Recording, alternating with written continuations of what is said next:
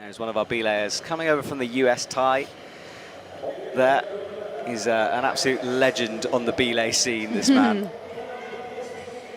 It's interesting, someone once asked, do I ever think about who's belaying me in a World Cup? And I had never even considered it at that point. I always thank the belayer. I would always check everything with them before going on.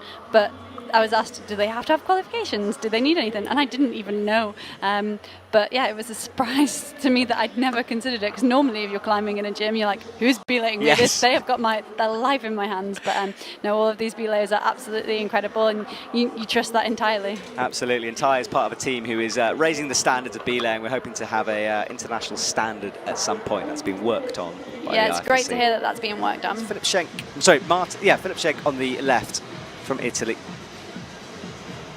Good boulder as well.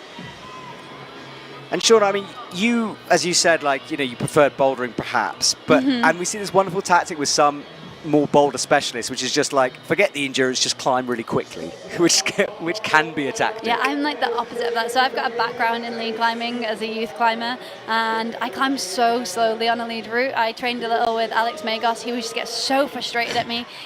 He would literally be screaming at me to try and climb faster, and I just enjoy taking my time on a lead route, which is maybe not the most efficient method, but it seemed to work okay for me.